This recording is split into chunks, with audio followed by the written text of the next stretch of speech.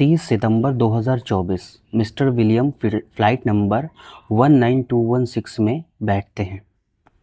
Flight number 19216 ठीक सुबह 9:30 बजे अमेरिका से हांगकांग के लिए उड़ जाती है।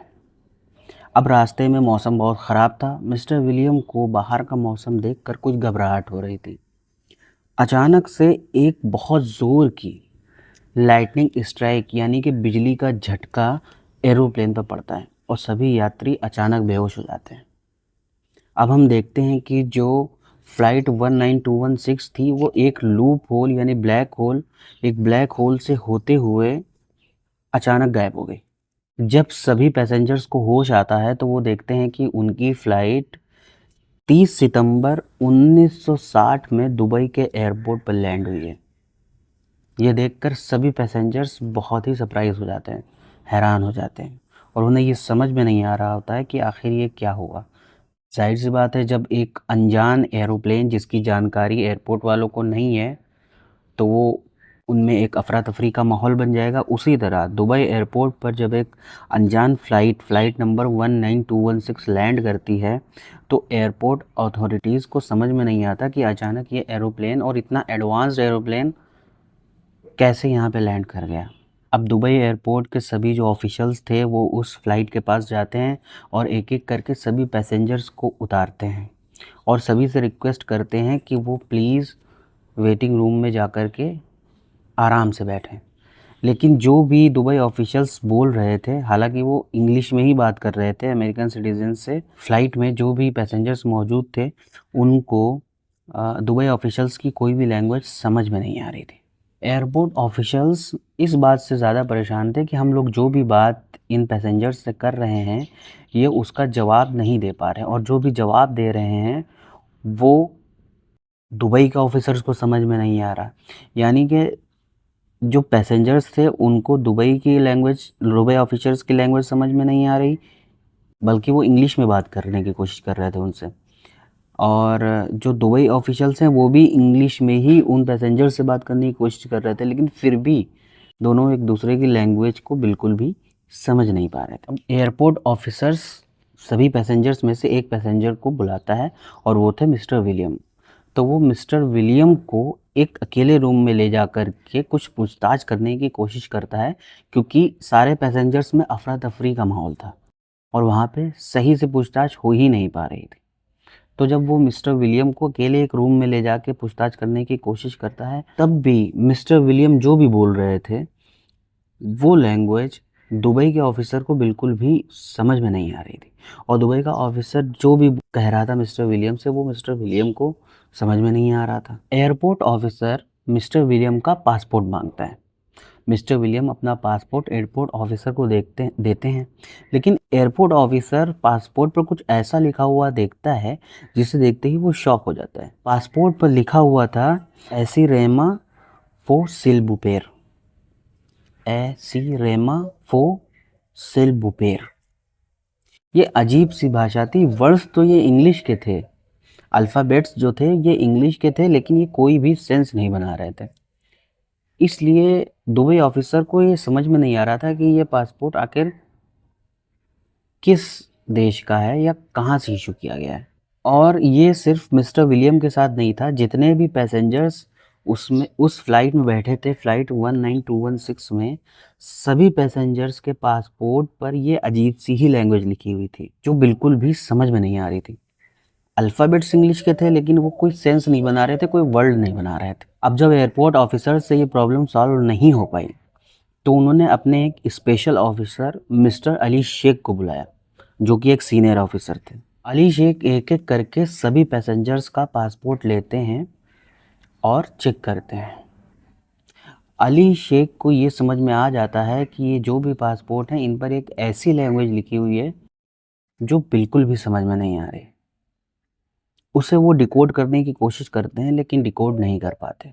उन्हें बस जो समझ में आया वो यही था कि जो भी पासपोर्ट पर लिखे हुए हैं वर्ड्स हैं उनमें जो अल्फ़ाबेट्स हैं वो इंग्लिश के हैं, बाकी वर्ड्स कोई भी समझ में नहीं आ रहे। अब मिस्टर विलियम और बाकी पैसेंजर्स से बात करने में, पूछताछ करने में लगभग 15 दिन बीत जाते हैं। यानी 15 दिन से यही कोशिश हो रही है कि किसी भी तरह आपस में कम्युनिकेट करके ये पता लगाया जा सके कि आखिर ये फ़्लाइट कहाँ से आई है और ये पैसेंजर्स कहाँ के हैं। एक दिन अली शेख सिगार पीते हुए अपने हाथ में मिस्टर विलियम का पासपोर्ट पकड़े हुए है, जिस पर लिखा हुआ है ऐसी रेमा फो सिल्बुपेर। अब वो एक अपने रूम के मिरर के सामने बैठा हुआ है, जिस मिरर में उसका रिफ्लेक्शन पूरा साफ दिखाई दे रहा है, यानी अली शेख का पूरा रिफ्लेक्शन और पासपोर्ट का पूरा रिफ्लेक्शन साफ दिख रहा है। अब आपको पता है कि मिरर में हम जब भी कोई चीज़ हाथ में लेके देखते हैं तो हमें उल्टी दिखती है। इसी तरह अली शेख को मिस्टर विलियम के पासपोर्ट पर लिखा हुआ जो भी था वो शीशे में उल्टा दिखता। अब यहाँ पे अली शेख को जो दिखता है वो देखकर अली शेख बहुत सरप्राइज्ड हो जाता है और वो तुरंत अपने सीनियर ऑफिसर्स के पास जाता है और उन्हें ये सारी डिटेल बताता है जो उन्हें समझ में आई। यानी जो अली शेख को समझ में आया पासपोर्ट पर लिखा हुआ, वो जाकर वो अपने सीनियर ऑफिसर्स को बताता है। एक्चुअली पासपोर्ट पर लिखा हुआ था रिपब्लिक ऑफ अमेरिका, यानी कि अगर हम ऐसी रेमा फो सिल्बुपेर को उल्टा करेंगे तो लिखा हुआ हमें शीशे में जो दिखाई देगा वो ये है कि रिपब्लिक ऑफ अमेरिका। तो इतना तो अली शेख को समझ में आ गया कि ये सारे जो सिटीजन्स हैं ये अमेरिका के हैं। अब अली शेख यहाँ पे एक दिमाग लगाता है और वो सोचता है कि इनकी लैंग्वेज तो समझ में नहीं आ रही है, लेकिन जिस तरह से शीशे में पासपोर्ट को देखने पे उसे उल्टा करने पे पता चला कि आखिर इस पासपोर्ट पे लिखा क्या है, तो क्यों ना इन पैसेंजर से जो भी बातचीत की जाए उसे रिकॉर्डिंग की जाए और रिकॉर्ड करने के बाद पैसेंजर्स जो भी बोले उसे हम उल्टा करके सुने, यानी रिकॉर्डिंग को रिवर्स में सुने। अली शेख का जो भी प्लान था ये सक्सेसफुल रहता है और जब वो सभी पैसेंजर्स से पूछताछ करते हैं, मिस्टर विलियम से पूछताछ करते हैं, तो उसके बाद जब वो रिकॉर्डिंग को रिवर्स करके सुनते हैं तो उन्हें समझ में आता है कि शुरुआत से ही सभी पैसेंजर्स ये कह रहे थे कि हम 2025 में फ़्लाइट नंबर 19216 में बैठे थे जो अमेरिका से हांगकांग के लिए निकली थी, लेकिन हम 1960 के दुबई में आ गए। रिकॉर्डिंग सुनने के बाद एयरपोर्ट ऑफिशियल्स जितने भी ऑफिसर्स थे, जितने भी एयरपोर्ट के वर्कर्स थे, वो सभी सरप्राइज़ हो जाते हैं। वो हैरान हो जाते हैं कि एक 2025 की एडवांस फ़्लाइट आखिर 1960 में पहुंची कैसे। सभी पैसेंजर्स के बयान में एक चीज़ बहुत कॉमन थी कि सभी यही कह रहे थे कि जब हम फ़्लाइट 19216 में बैठे तो अचानक से मौसम ख़राब हो गया और एक बड़ी सी बिजली एरोप्लेन पर गिरी, जिसकी वजह से वो सभी पैसेंजर्स बेहोश हो गए और जब वो होश में आए तो उन्होंने देखा कि उनका एरोप्लेन 1960 में दुबई में लैंड हो चुका था। अब चूँकि ये पता लग चुका था कि ये फ़्लाइट 19216 कहाँ से आई है, यानी कि अमेरिका से, दुबई एयरपोर्ट ने संपर्क करने की कोशिश की। अब अमेरिका से उस वक्त 1960s में अचानक तो संपर्क नहीं हो पाता था, इसलिए 1-2 दिन का टाइम लगा। लेकिन 1-2 दिन के बाद जब अमेरिका से बात हुई तो पता चला कि अमेरिका से फ़्लाइट नंबर 19216 की कोई भी फ़्लाइट यहाँ से गई ही नहीं है, यानी कि यहाँ से इस नंबर की फ़्लाइट ने उड़ान ही नहीं भरी है, यहाँ तक कि इस नंबर की कोई फ़्लाइट अमेरिका में है ही नहीं। ये सुनकर दुबई के ऑफिसर्स और भी हैरान हो जाते हैं और भी परेशान हो जाते हैं कि आखिर ये सभी लोग जो पैसेंजर्स हैं ये तो यही कह रहे हैं कि हम अमेरिका से आए हैं, लेकिन अमेरिका से कोई ऐसी फ़्लाइट उड़ी ही नहीं है। पहले अली शेख को ये लगा कि शायद ये 2025 का ज़िक्र कर रहे हैं, शायद ये पैनिक में कर रहे हैं या परेशान हैं इसलिए कह रहे हैं, लेकिन तब उसे ये यकीन हो गया कि हाँ ये 2025 से ही आए हैं, क्योंकि अमेरिका में बात करने के बाद अमेरिकन एयरपोर्ट से बात करने के बाद ये पता नहीं चला कि आखिर ये फ़्लाइट वहाँ से कब उड़ी थी, क्योंकि अमेरिका के जो ऑफिशियल्स थे एयरपोर्ट के वो ये कह रहे हैं कि यहाँ से फ़्लाइट 19216 कभी उड़ी ही नहीं, यहाँ पे है ही नहीं, और दुबई के एयरपोर्ट पर वो फ़्लाइट मौजूद है जिससे इंट्रोगेट करने की कोशिश दुबई ऑफिशियल्स ऑलरेडी कर रहे हैं। तो ये बहुत बड़ा सवाल था दुबई ऑफिसर्स के लिए कि आखिर ये फ़्लाइट कहाँ से आई है और ये लोग कौन हैं, किस देश से आए हैं। पूछताछ में लगभग 30 दिन गुजर चुके हैं और इन 30 दिनों में एक अजीब घटना ये हुई है कि पैसेंजर्स उतरे थे एरोप्लेन से 54 और अभी जब काउंट किए गए तो हैं 38। यानी कि अचानक से इतने पैसेंजर्स गायब हो गए।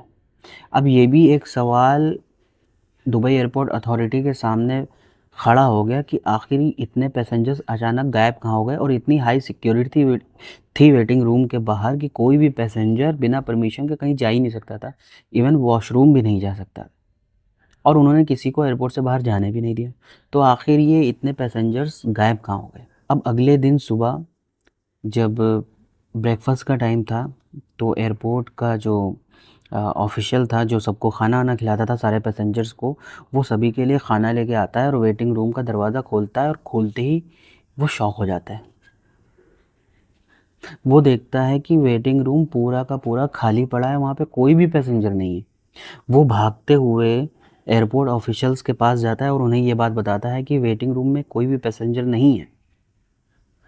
अब एयरपोर्ट ऑफिशियल्स भागते हुए वेटिंग रूम में आते हैं और देखते हैं कि हाँ, वेटिंग रूम सच में खाली पड़ा हुआ है, यहाँ तो एक भी पैसेंजर नहीं है। आखिर ये सब गए कहाँ? बाहर जाकर देखते हैं तो वो एरोप्लेन भी वहाँ पे मौजूद नहीं था।